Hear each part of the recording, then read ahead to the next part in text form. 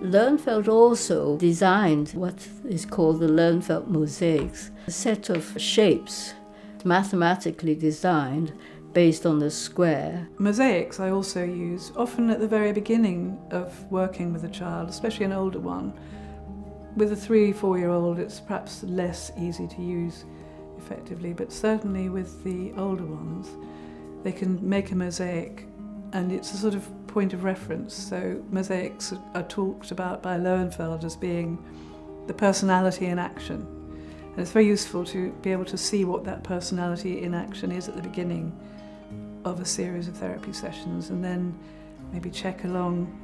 Some kids love it and like the discipline and restrictions of the mosaics because you're restricted by the tray and the shapes.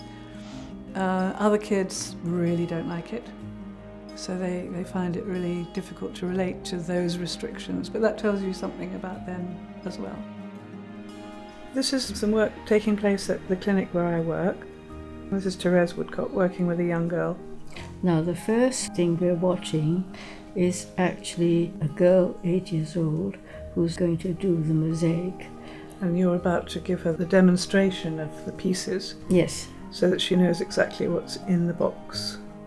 That's right. Well, what I do is to actually show the child all the shapes, beginning with the basic shape of the square, and then the next one is the diamond with the same measurements as the sides of the square.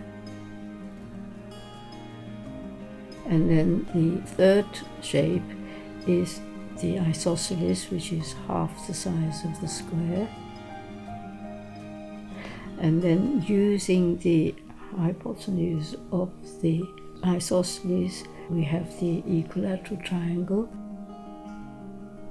When we halve the equilateral triangle, we get a scalene, so we have all four different shapes. And the shapes are all in the same colors. There's red, blue, yellow, green, black and white. And then in the box there are 2 sets, each containing all these 5 shapes, and the number of the shapes of each color is determined by whether they can be made into what Lowenfeld called the fundamentals. So there's an empty page. Yes, and then she's asked to make something, anything she likes, with as many or as few of the pieces in the box on the tray that is provided.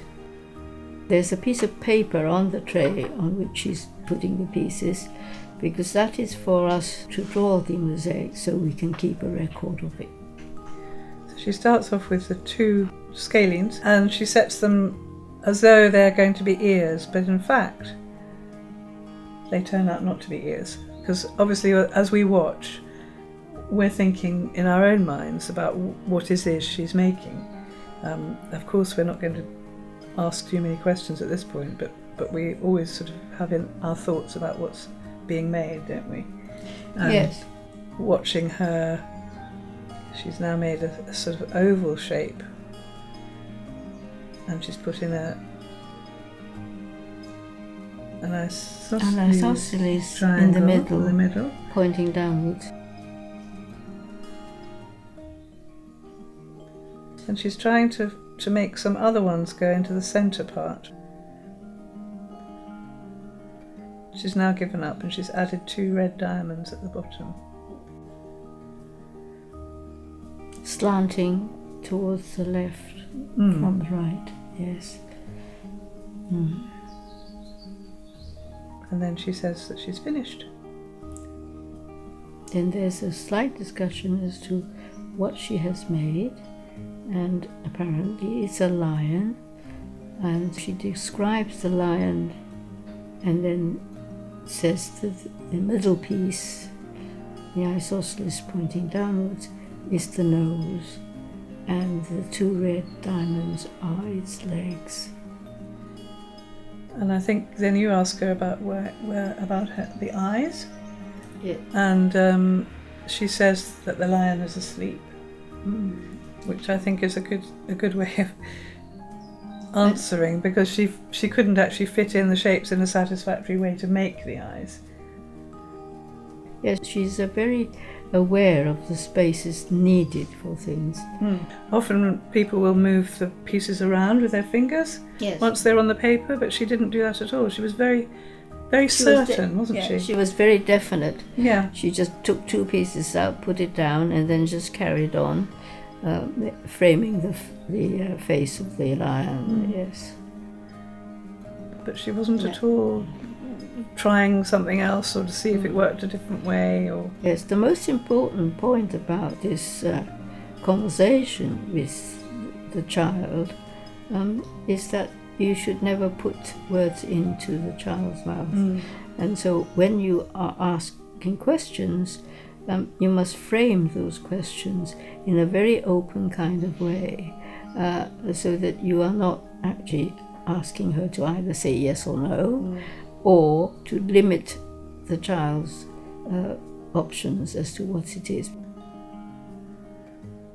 The mosaic was always part of the assessment and always part of the final session.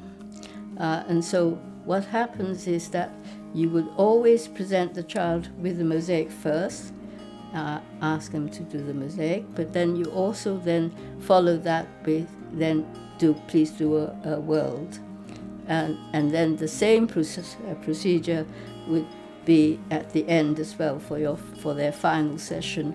That's what the child would be asked to do.